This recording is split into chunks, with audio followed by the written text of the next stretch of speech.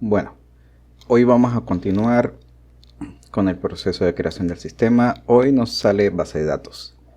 Entonces vamos a comenzar a diseñar la base de datos, o mejor dicho, a poner en limpio el modelo del que ya habíamos conversado. Entonces vamos a utilizar una herramienta online que se llama DB Diagram. Y vamos a crear un nuevo diagrama. Y ok, vamos a dejarlo claro por el momento. Vamos a iniciar sesión. Yo creo que siempre utilizo Google para esto. O mi correo.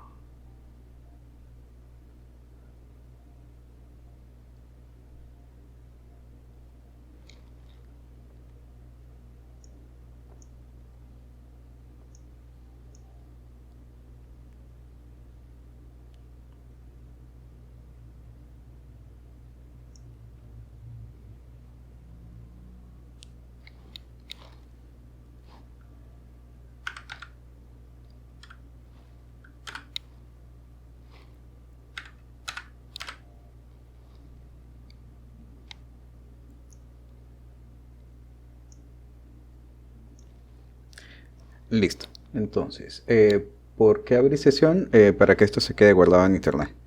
Entonces, siendo que esto es un diseño, un modelo, entidad, relación para la base de datos, podemos interactuar con el modelo y modificar esto para que cumpla nuestras necesidades. Entonces, aquí en la parte de la izquierda se puede ver cómo se crea o qué significa cada una de estas entidades. Entonces, por ejemplo, comenzamos aquí arriba a la izquierda, tenemos la tabla follows. Ok, antes que nada, este sistema, el que está aquí por defecto, el que sirve de ejemplo, lo que nos está relacionando es una serie de usuarios en un sitio web en donde el usuario puede realizar posts y puede tener seguidores. ¿Sí? Entonces, un usuario puede crear varios posts. Por eso es que aquí arriba se puede ver el número 1, porque es un usuario, y aquí abajo se puede ver un asterisco, que es el que indica que hay muchos. Entonces, para este caso, un usuario puede crear varios posts, lo cual es natural. Por otro lado, un post tiene que pertenecer a un solo usuario.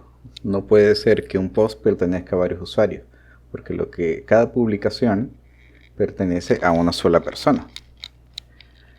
Por el otro lado, tenemos aquí la tabla de seguidores. Y esta tabla de seguidores es súper interesante porque es una tabla que nos relaciona a nosotros, a los usuarios, con ellos mismos. Entonces, ¿qué es lo que quiere decir aquí? Que un usuario puede seguir a otro usuario. ¿Sí? Entonces, esto vendría siendo como una especie de tabla recursiva, de una relación recursiva. Entonces, por un lado tenemos el ID del usuario original y por el otro lado tenemos el ID del usuario que sigue al usuario original. Bien, entonces vamos a dejar este modelito por acá de ejemplo y vamos a construir nuestras tablas. Entonces, en el código, cada vez que nosotros queremos declarar una tabla, utilizamos este formato, perdón. Decimos table, que es tabla, le damos el nombre de la tabla y luego le generamos los campos. Table, el nombre de la tabla y luego generamos los campos y así sucesivamente. Por otro lado, aquí abajo están las relaciones. Entonces estas relaciones son las líneas que conectan una tabla con otra. Entonces vamos a ver esta relación, por ejemplo. La relación que se llama esta, la primera. La primera relación tiene un nombre, se llama user posts y es esta que está aquí. Esta relación. Por eso es que está el nombre aquí, user posts.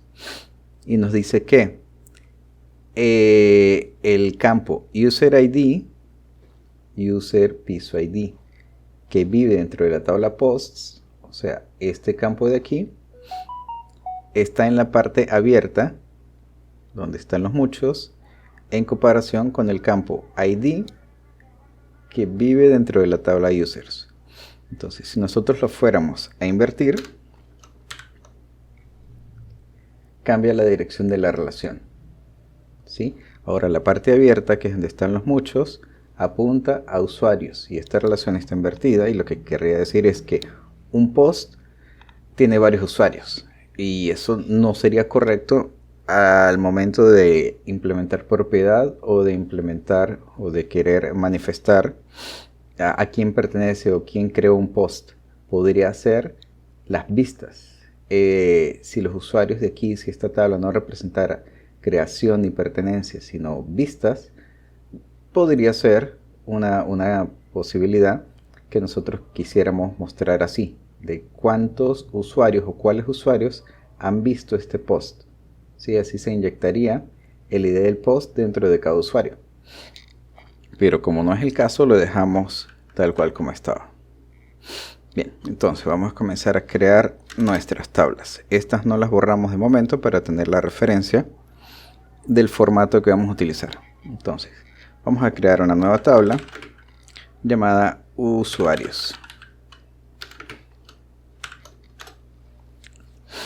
Y esa tabla llamada usuarios va a tener lo que nosotros le llamaríamos un ID de tipo integer y que sea la clave primaria. Para nuestra tabla usuarios vamos a tener el primer campo, que se llama ID, que va a ser de tipo entero y que va a estar gobernado por esta restricción de clave primaria. Quiere decir que todos los usuarios van a tener ese campo de manera obligatoria. ¿Qué otra cosa podríamos tener? Podríamos tener una cosa que se llama un usuario.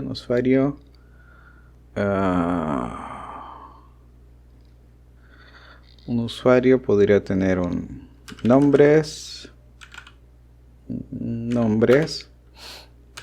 de tipo varchar, required, not null. Va a tener apellidos,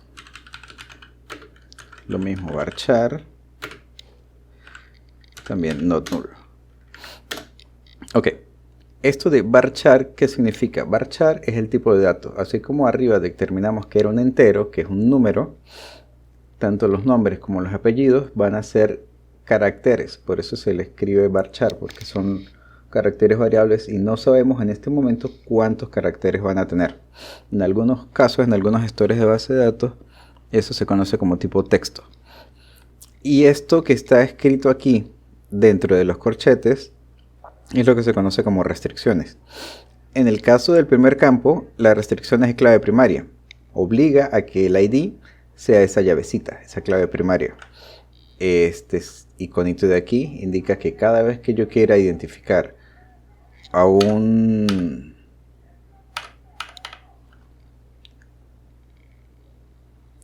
cada vez que yo quiera identificar a un usuario dentro de la base de datos, me puedo referir a él por su número. Es lo que nosotros llamaríamos en el mundo real nuestro DNI o nuestro número de cédula. Y si lo quitamos, por supuesto, si lo removemos de aquí, desaparece. Por regla general, todo registro dentro de una tabla en una base de datos relacional debería tener un ID. ¿Sí? Generalmente es de tipo entero para agilizar la búsqueda y la creación de índices. Entonces, en el caso de los nombres y los apellidos, no son primary key, porque por nombres pues hay muchos José y muchas Marías en este mundo, pero lo que sí podemos decirle es que sean obligatorios, y ese carácter obligatorio se le asigna a través de la cláusula o de la palabra clave not null, para indicar de que si van a escribir algo, a guardar dentro de la base de datos un usuario, tienen que pasar obligatoriamente el nombre, o de lo contrario no funciona. Entonces, tenemos aquí el usuario, tenemos su ID, tenemos su nombre, sus apellidos. Ya que tenemos un usuario, le podríamos pedir su login,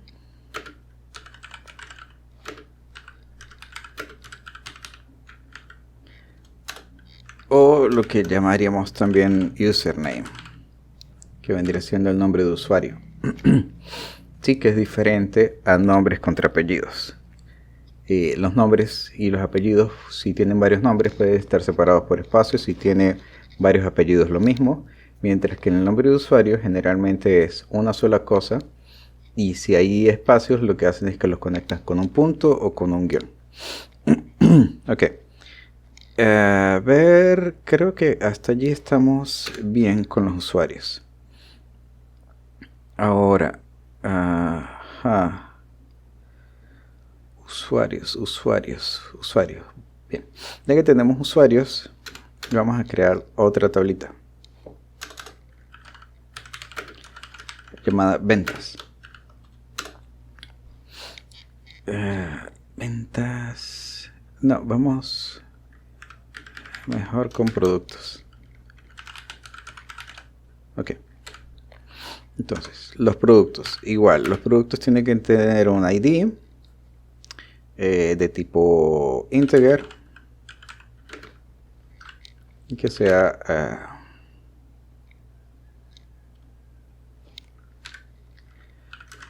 primary key.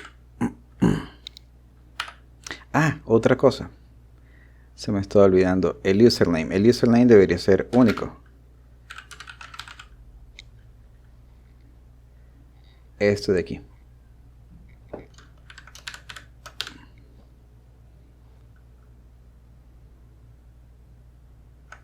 Ajá. Bien. Único. Eso quiere decir que una vez que yo escojo mi nombre de usuario, digamos José.Rodríguez, nadie más en el sistema va a tener el mismo nombre de usuario.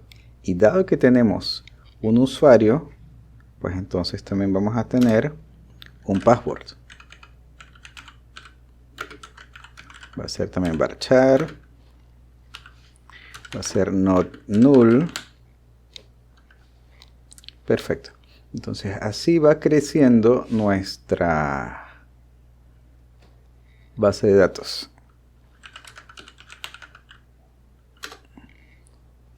Va creciendo nuestras tablas a medida que nos damos cuenta de cómo está fluyendo y cómo se representa la información del mundo real que vamos a expresar dentro de la base de datos. Generalmente una base de datos no va a quedar lista a la primera. Siempre va a haber versiones o iteraciones de la base de datos hasta que quede, hasta que satisfaga completamente las necesidades de las reglas del negocio. Ok, entonces tenemos productos. Lo primero que necesitamos para un producto es conocer su nombre, que va a ser de tipo varchar y que va a ser not null.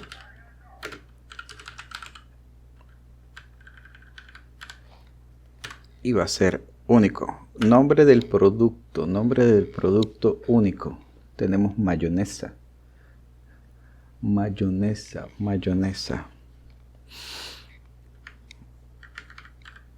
Eso no es nombre. Mayonesa más besa. Sí, único. Sí, tiene que ser único. No podemos tener dos mayonesas porque se confunden Hellmann's con McCormick. Y el toque especial está en ponerle mayonesa McCormick. Porque, ay, perdón, Hellmann's, qué brutos, güey. Vamos a crear también una tabla que se llama categorías, que me va a servir a mí para organizar los productos. Entonces, tiene también un ID, integer, primary key, y esta tabla de categorías, por supuesto que va a tener un nombre, que va a ser de tipo varchar, que que va a ser not null y va a ser unique. Cada vez que ustedes vean que algo es único, eso se podría conocer como una clave candidata, ¿sí? Una clave candidata porque igual, al igual como el ID me permite buscarlo, el nombre o ese campo que sea único también me va a permitir buscarlo por la base de datos. Quizás no sea tan optimizado, pero me va a permitir a mí decidir si lo que está mostrando la base de datos, lo que está guardado en la base de datos, es lo que yo necesito. Entonces, a ver, las categorías. Cada categoría va a tener un ID y un nombre. Ok, ahí está bien. Entonces, ahora vamos a comenzar con las relaciones.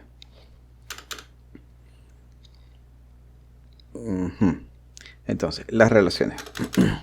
Así como están aquí arriba, las relaciones solamente se dice que vamos a referenciar un campo de una tabla con otro campo de otra tabla. ¿Sí? Entonces, a ver, hace un rato vi que hay una manera gráfica de hacerlo. Entonces vamos a ver si yo puedo relacionar el ID de categoría con esto. Ajá, genial. La creó. Sí, me creó la relación. Pero resulta ser que yo lo único que puedo hacer es arrastrar y conectar el ID con otro campo. Y en este caso esto está horriblemente mal porque estoy relacionando el ID de categorías contra el nombre de los productos. Entonces voy a borrarlo. Y en productos voy a crear un campo adicional que se llama categoría piso ID. Va a ser de tipo integer. Y aquí está. Categoría piso ID va a ser de tipo integer. Y en este caso vamos a colocarle not null. ¿Por qué quiero que sea no nulo? Para que yo no pueda tener un producto dentro de la base de datos que no pertenezca a una categoría. Entonces ahora sí, si arrastro, se crea este ref aquí. ¿Sí? Entonces si lo borro, no lo borro. Si lo borro de aquí, se va. Entonces vamos a ver. Aquí abajo. Vamos a crear entonces. Le decimos ref.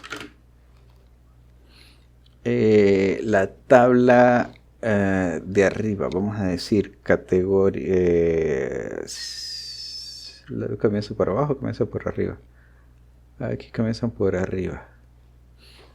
Arriba me refiero es de donde sale la relación. Entonces sería categorías.id menor. Y ese menor va a ser ¿por qué? Porque estoy utilizando el símbolo de menor que. Y eso me indica la flechita. La flechita indica, o más dicho, el ángulo. Donde está cerrado es donde está el 1. Y donde está abierto es donde van a ir los varios. Entonces, productos.categoría piso ID. Entonces, hicimos lo mismo, pero de manera manual. En este caso, da lo mismo si utilizamos ref con la R mayúscula o ref con la R minúscula. Sí, en ambos casos está igual. Entonces, aquí estamos obligando a que todo producto se cree con una categoría. Entonces, categoría en este caso es lo que sería una tabla padre y producto es una tabla hija, es una tabla dependiente. No puedo crear un producto si no tengo una categoría. Entonces, a la hora de registrar productos en el sistema, primero tengo que registrar la categoría a la que pertenece ese producto para que se cumpla esto y yo no tenga productos sin categorizar, que de hecho podría tener una categoría que se llame sin categorizar para tener productos sin categoría, en teoría. Pero en la práctica entonces podría igual ordenarlos por ese ID de categoría, que es que no tienen categoría. Entonces, aquí ya está nuestra tabla de categorías que van a gobernar a los productos. Entonces, ya habiendo hecho eso, tenemos los productos con su nombre, su categoría, nombre. Yo creo que aparte de eso podríamos tener que los productos podrían tener una presentación. Varchar. Esta presentación, por cierto, en la base de datos no hagan esto. No coloquen acentos, no coloquen ñ, no coloquen la ñ, no coloquen símbolos extraños, porque podría resultar primero es un poco más difícil de escribir, y segundo, podría haber conflictos a nivel de código fuente. Entonces, volvemos a la presentación. La presentación es que no es lo mismo el café líquido que el café en polvo, la leche en polvo contra la leche líquida, la leche de larga duración. Todo eso se puede colocar aquí en la presentación. Y hablando de presentación, ok, podemos agregar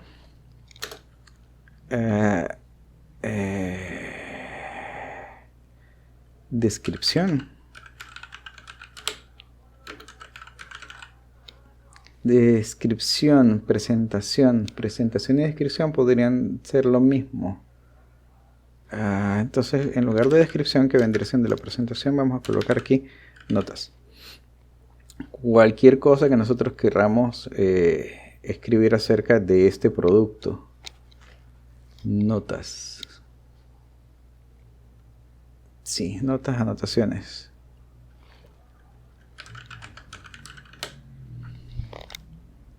Anotaciones. Sí, lo podemos dejar aquí. En este caso es un campo de tipo null.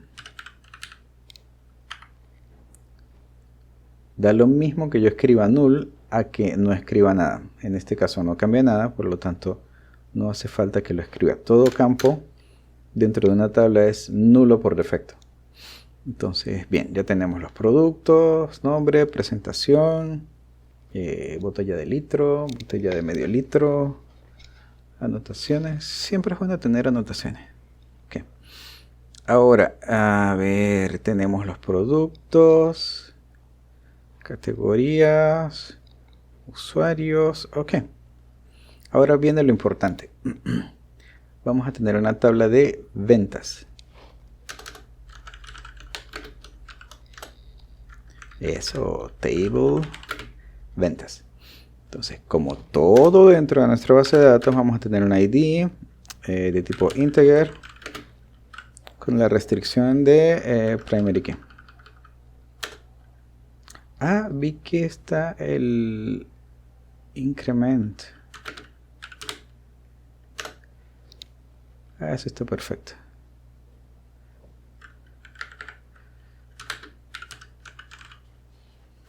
Ese increment es genial porque entonces no tenemos que preocuparnos por estar cambiando ese número automáticamente. En base de datos, en manejadores de base de datos como Postgres, existe un tipo de datos serial. Y en MySQL existe el propio autoincrement, que es un modificador. Vamos a ver cómo lo hacemos para el sistema que estamos manejando. Ok. Entonces tenemos nuestra tablita de ventas que está por aquí.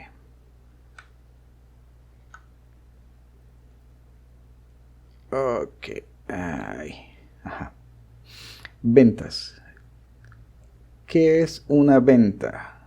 Una venta vendría siendo una operación en donde un usuario registra la salida de un producto. Entonces, en esta venta tenemos que registrar qué producto salió.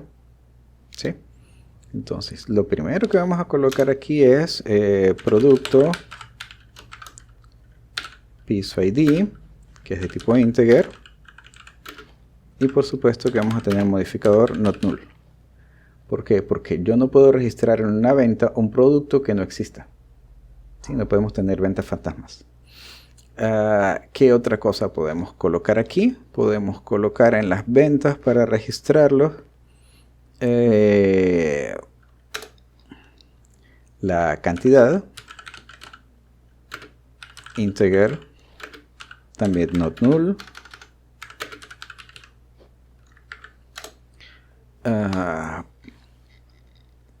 Podemos colocar aquí el precio. Esto va a ser un float. También es not null. Ok, el precio porque va en las ventas y no va en los productos. Porque cuando yo registro un producto, si yo registro un producto e introduzco su precio, luego cuando yo tenga que modificar el precio de ese producto, entonces tengo que modificar la tabla de productos y perdería el historial de precios.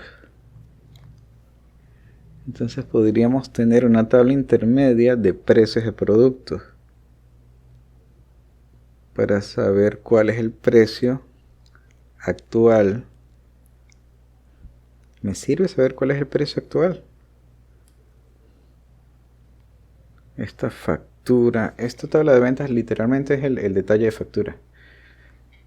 A ver.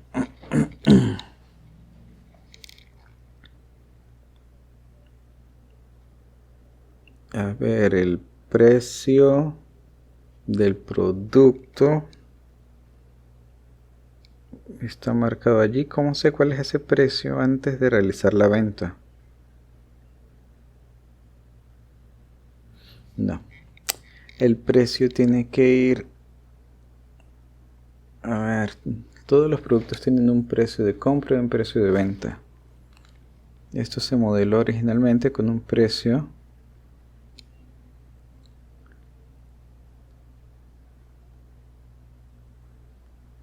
para las compras y un precio para las ventas.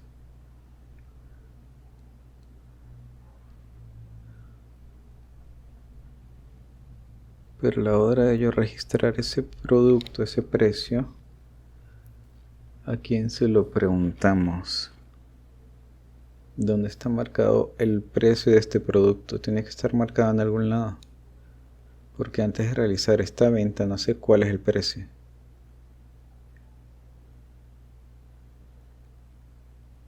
Ok, dejémoslo así, ahora lo acomodamos.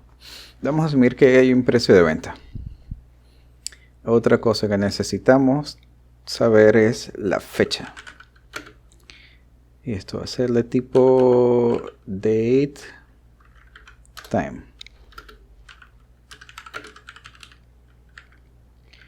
Date time o podría ser timestamp.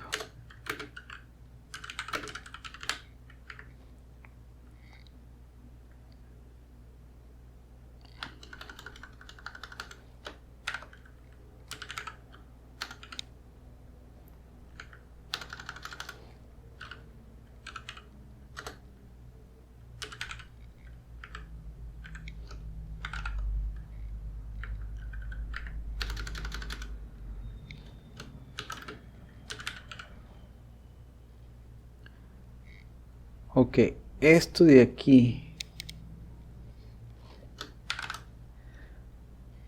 Vamos a dejarlo así mientras tanto, a ver cómo lo trabaja el manejador. Esta fecha va a ser un tipo de campo timestamp. Timestamp es una impresión de tiempo. Quiere decir que en el momento en que se realiza la venta, se registra ese tiempo, ¿sí? Y el valor por defecto, ese now, es ahora. En muchas ocasiones, la base de datos es la que se encarga de imprimir ese dato, ¿sí? En el momento que se registra la venta, esa fecha se genera por la base de datos, así no hay inconsistencias de tiempo. Okay. ¿Qué más necesitamos? Tenemos ya... Ok, listo. Ahora sí, ¿qué es lo que estamos vendiendo? Entonces estamos vendiendo el producto ID. ¿Sí? Entonces vamos a agarrar el ID de producto, lo arrastramos para acá y ya estamos conectando aquí abajo este nuevo ref, que es el ID de producto contra el producto ID de las ventas. Entonces, ya tenemos los productos, tenemos la categoría del producto, tenemos el producto y tenemos las ventas de ese producto. Tenemos su cantidad, tenemos su precio, precio de venta del producto. ¿A qué precio lo voy a estar vendiendo? Yo creo que este precio no va a ir aquí. Este precio tiene que ser calculado. Este precio tendría que ser un campo calculado. Sí, este precio no va aquí. El precio no va aquí. El precio va dentro de producto.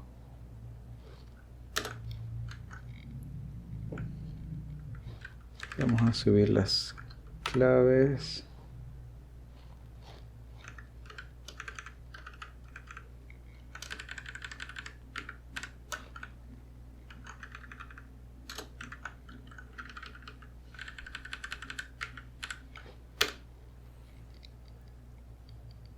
Ok, ID, categoría ID, ok, ID, producto ID, ok.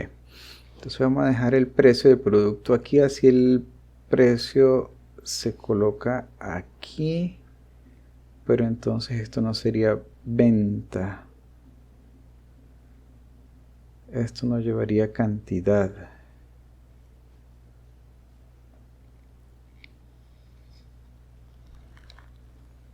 Tabla de ventas.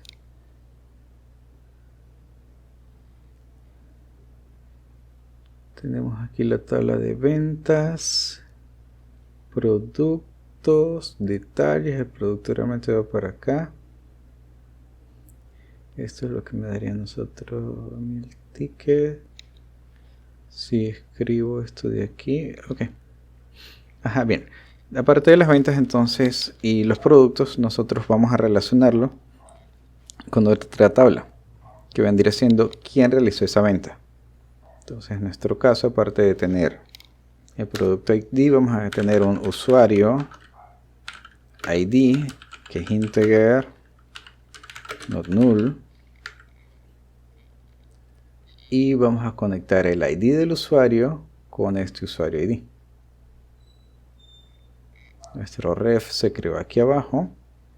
Entonces ahora sí podemos saber quién vendió el producto y qué producto se vendió.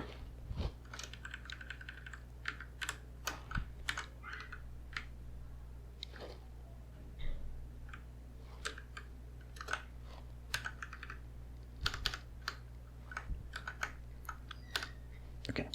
Así no se cruzan. Entonces tenemos una tabla de ventas donde está quién vende el producto, qué producto se vende, la cantidad y el precio total. El costo total va a ser el precio del producto vendido por la cantidad de productos. Pero en este caso solamente tenemos un solo ID de producto. Entonces esta tabla está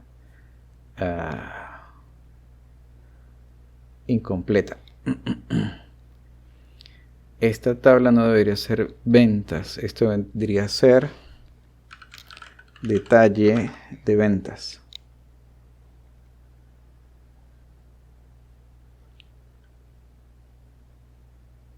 Vamos a borrar estas referencias de acá. Bueno, la de producto se puede quedar.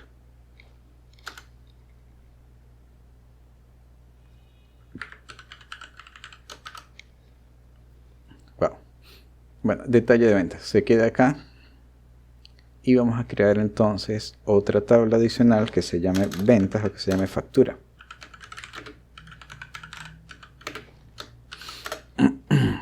Tiene un ID.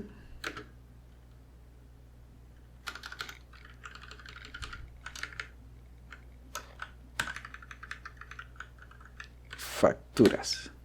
Ok. Entonces, esta tabla de facturas es la que va a tener el ID del usuario.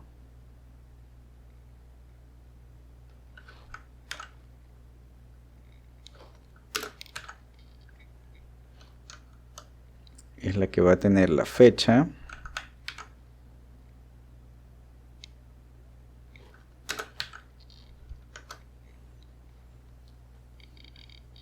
es la que va a tener la relación entre el ID del usuario, es la que va a tener la fecha, y ahora sí, esta es la que me va a tener aquí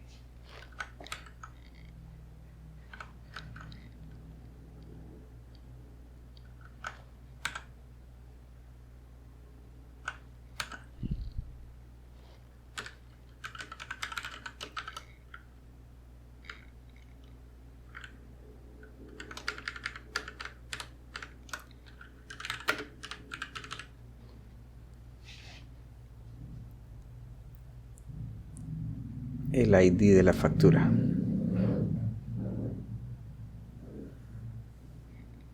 Ok, entonces ahora sí, ¿cómo se ve esto?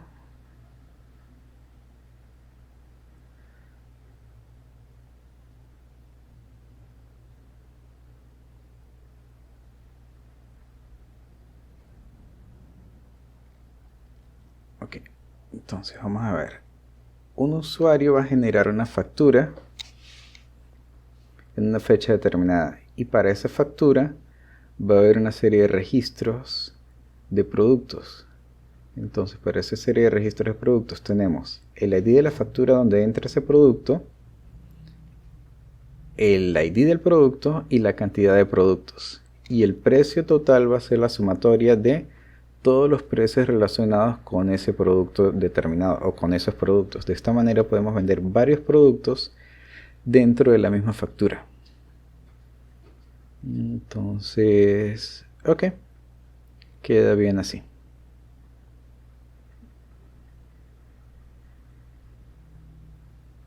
Ok, ventas, productos, ok, perfecto. Ya por allí hay que refinar un poquitico menos de lo que hemos hecho originalmente. ¿Qué es lo que pasa ahora? Que así como hay ventas de productos, también podemos tener compras de productos. Entonces, esta tabla que está aquí, detalle de ventas,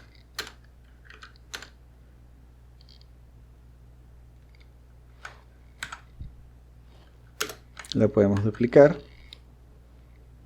y no va a ser detalle ventas, sino detalle compras, para nosotros justificar la compra de esos productos. Sí, porque si hay un producto en el sistema, aparte de venderlo, también tuvimos que haberlo comprado. En el caso de los productos que solo son de compra-venta. Entonces, para este detalle compras tenemos lo mismo, el ID de la factura,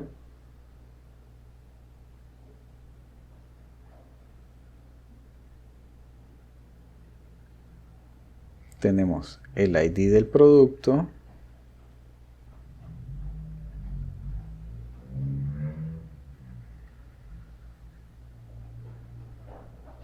y nos falta otra cosita, que es un campo que sea el proveedor. Ahora estoy viendo cuál es la diferencia entre esta tabla y esta tabla. No veo la diferencia. No veo la diferencia.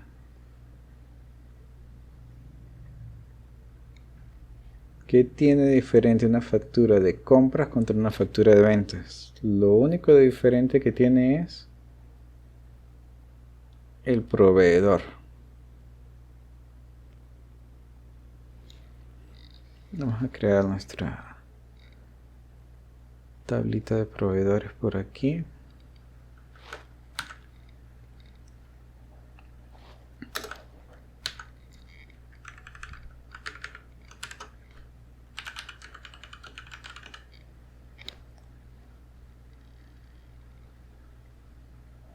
Y aquí están los proveedores. Entonces, en nuestro detalle de compras,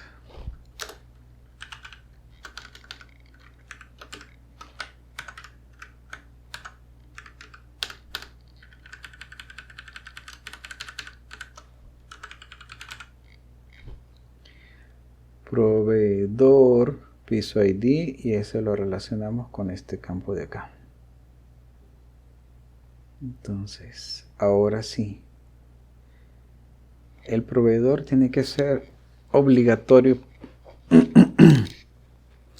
para cuando estamos realizando una compra. Si yo fuese a unir estas dos tablas y convertirlas en una sola, detalle, el ID del proveedor no sería obligatorio. La existencia del ID del proveedor haría que fuera una compra y la ausencia haría que fuera una venta. Entonces podríamos regir todo esto por acá, insertar el ID del proveedor acá como campo nulo o nullable, y nos ahorraríamos esta tabla.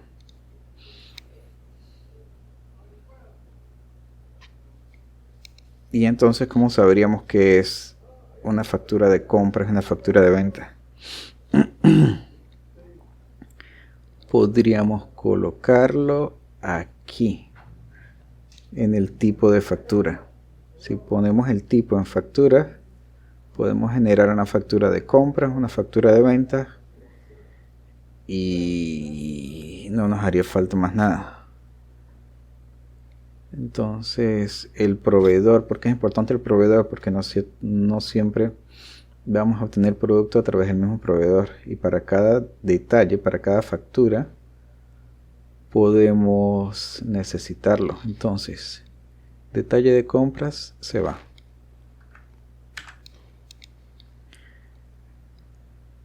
Proveedores, facturas, esto de aquí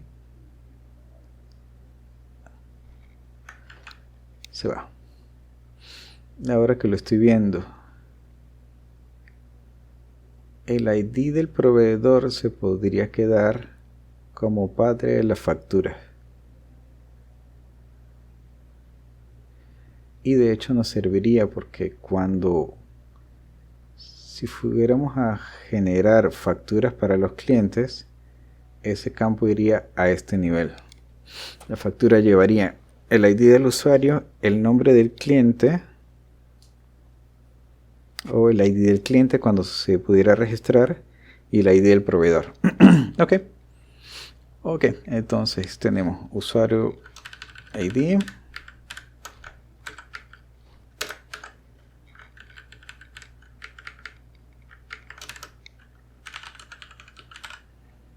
proveedor ID, y este ID queda acá.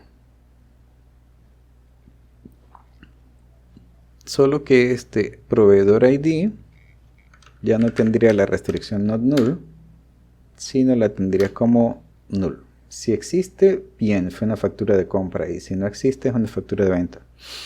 Pero aparte de eso, vamos a colocar entonces un campo adicional que se llame tipo. Va a ser varchar, va a ser not null, y va a tener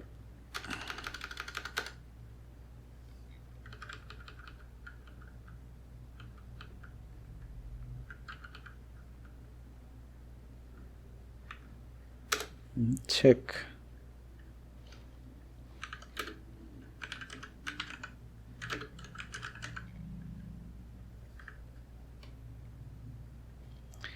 Un check. Dame un segundito. Necesito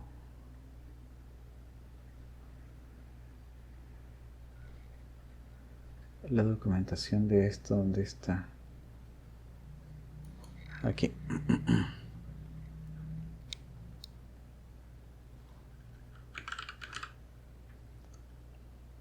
Check.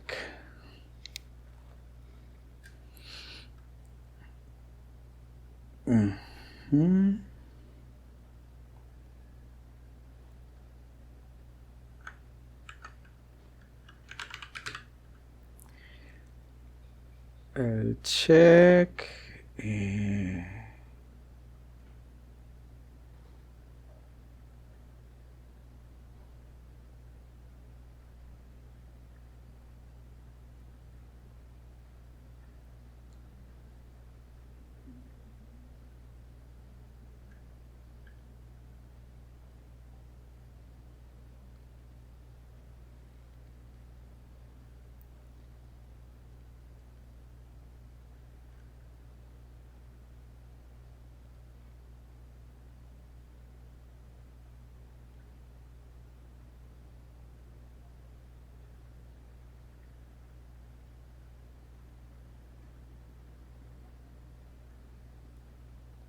Aquí está el default now.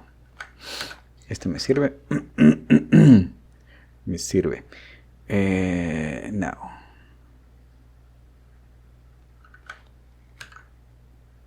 Estaba casi igual. Check.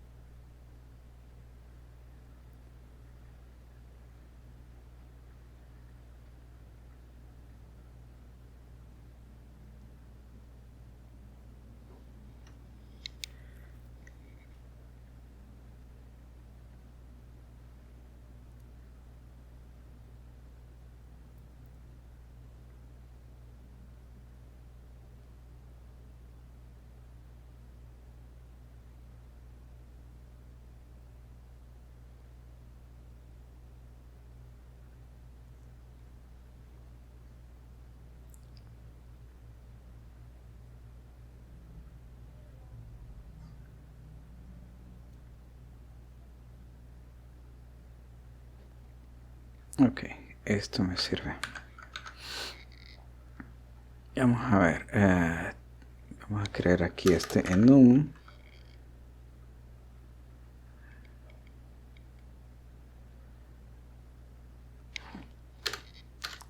Que se llame compra, venta. Y esto es tipo factura. Entonces en esta factura, en la tabla de facturas, quita este check y aquí solamente tipo es de tipo factura. Y le decimos aquí not null. De esta manera aquí en el tipo va a ser un enumerable que solamente va a permitir esos dos valores, compra o venta. Perfecto. Ok.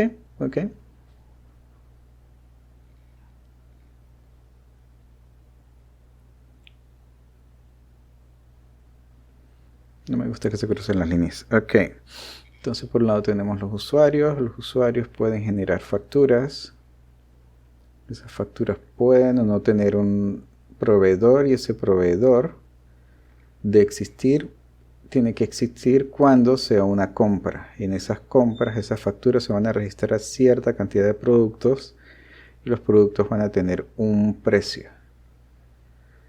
Ese precio es el precio anotado. Ahora, un precio de compra y un precio de venta.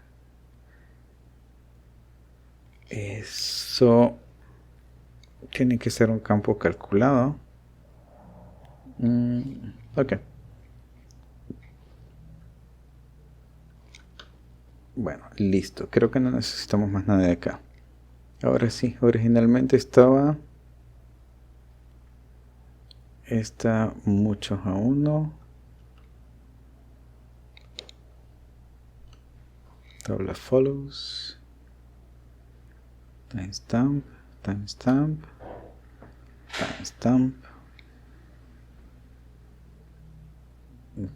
Ok. Entonces ya no necesitamos esto.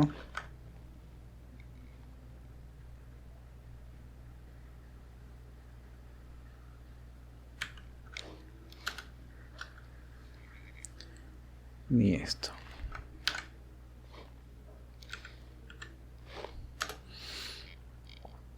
Y nuestro modelo, nuestro diagrama queda así: 1, 2, 3, 4, 5, 6 tablitas. Tenemos los usuarios, tenemos los proveedores, tenemos los productos, tenemos categorías de productos, tenemos ventas o facturas, y entonces esto, en lugar de llamarse detalle factura, se va a llamar detalle ventas, va a ser detalle factura. detalles, factura. Detalles, facturas.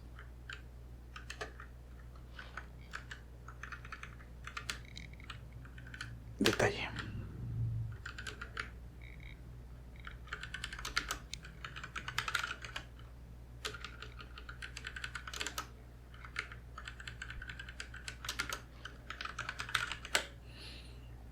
Ok. Y se fue otra vez para allá. Ok. Detalle facturas. Entonces ya esto está listo. ¿Listo para qué? Listo para convertirlo en otra cosa. Aquí tenemos para exportarlo. Lo podemos exportar como PNG, SVG, PDF. Yo lo voy a compartir como PNG. Si lo comparto como PNG, esto de aquí está bien, pero esto de aquí, este detalle se pixela cuando le cambio el tamaño. Mientras que si lo exporto como SVG y lo acerco,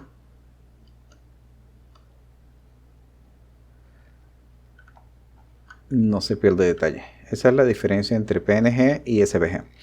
De hecho, SVG es un formato interesante. Casi que podríamos decir que es un formato de código. Si vamos a mirar un momento aquí lo que es un SVG, lo puedo abrir con el editor de texto. Y ahí podemos ver que tiene prácticamente código, fuente de código HTML. Esto es básicamente un CSS. Tenemos el font face, perdón, HTML no. Esto es un XML. Entonces, que es como el formato padre del HTML. Tienen style y aquí están las hojas de estilo. Todo está allí. Entonces, por si acaso, SVG es un poquito más amigable a la hora de renderizado. Pero igual, eso no importa mucho. Ahora vamos a exportarlo a... aquí está el detalle. Vamos a convertirlo en Postgres y en MySQL. Sí, esto que fue lo que nos hizo, lo que nos generó fueron unos scripts. Entonces, el primero que está aquí es el de Postgres. Entonces, aquí Postgres lo único que nos está diciendo es que está creando el tipo enum, que se llama tipo factura, compra y venta. Luego estamos utilizando el create table. Esto ya es SQL. Esto ya sirve para crear las tablas dentro de una base de datos. Integer generated by default as identity. Esto está interesante. Aquí está generando las referencias, que vendría siendo los foreign key, que son las relaciones.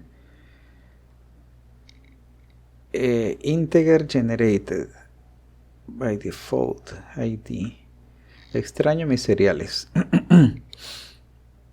Es que hay un tipo serial. Y a ver, ¿cómo está el de MySQL? Aquí está MySQL. MySQL siempre es un poquito más amigable. Create table, primary key, autoincrement. Este autoincrement es el que le va a decir que el número se incremente. Pero nosotros no vamos a utilizar ni Postgres ni MySQL, sino vamos a utilizar SQLite. Pero bien, hasta aquí dejamos este video. La próxima sesión vamos ahora sí a conectar nuestro sistema con SQLite